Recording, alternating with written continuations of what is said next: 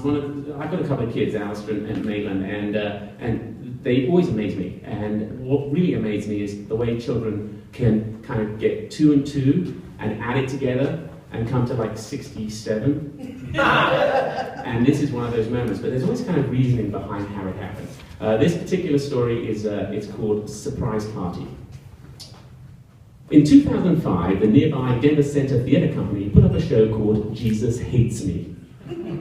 Personally, I don't think he does, but it would take the beautiful childlike innocence of my 6-year-old son to conjure up a plan that might just piss Jesus off.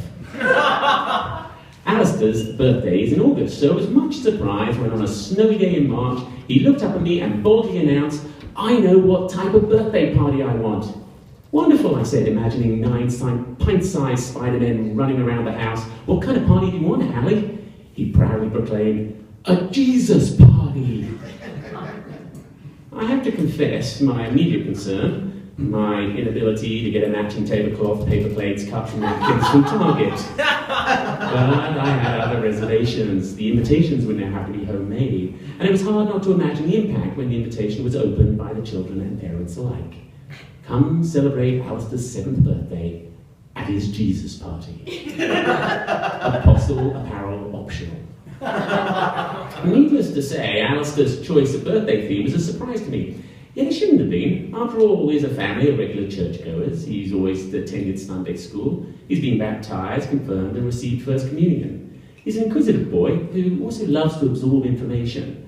So he just likes to figure things out. So was it not a natural progression to place Jesus at the right hand of God, and perhaps to the left hand of Batman, Spider-Man, and the Incredible Hulk? In his eyes, they're all just superheroes together. Thus, all great fodder for a damn good party. You just have to pick one. My son's high-pitched voice brought me back to the moment. It became obvious he'd given much consideration to the actual planning of his Jesus party. "Yeah, Dad," he said enthusiastically, "because I think it'll be really cool to have a Jesus piñata." I am a big believer in boundaries. I believe establishing boundaries is hugely important in virtually all aspects of life.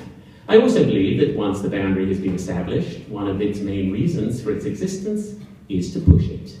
I've always encouraged exploring to discover the endless possibilities that lie just outside the norms. However, pushing is one thing, crossing is another.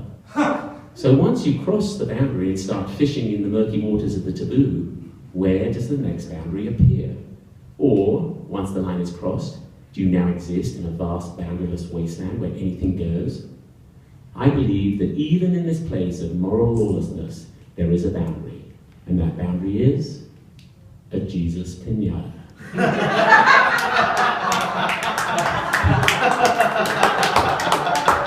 But I have to confess, it does conjure up a very vivid image. The piñata hanging from a tree, gently swaying in the light breeze. I see a soft, familiar image.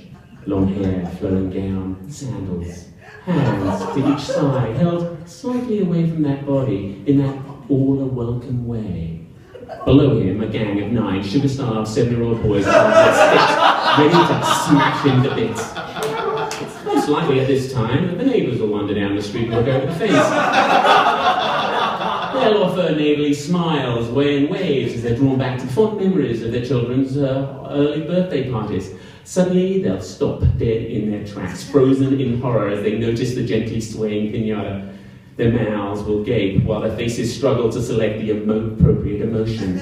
Suddenly, they will settle on a mixture of disgust, contempt, and anger, all smeared with a liberal serving of disbelief. Alistair tugged at my arm.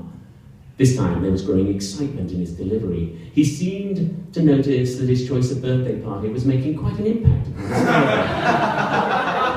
Now, to secure the party of his dreams, he just needed to drive home the sales pitch. It was time to close the deal.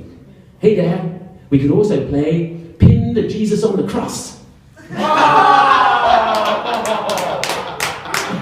It is rare for me to be rendered speechless. This was a rare moment. My mouth still moves, silently opening and closing rhythmically, much like a goldfish. Is this really happening? If it is, how the hell am I going to get out of this mess? Does he understand the potential flaw of a pin-on game that requires 3 contact points? Where's my wife? How much does relocation cost? Do they still stone people? And of course, what would Jesus do? All these thoughts raced through my mind as an overly cute, eagerly awaiting 6-year-old gazed up at me with a "I aim to please" smile on his face. Now was the time to assert my authority. I would be firm, crush this idea before it balloons into a national media shitstorm. Alistair, I said firmly, go ask your mother.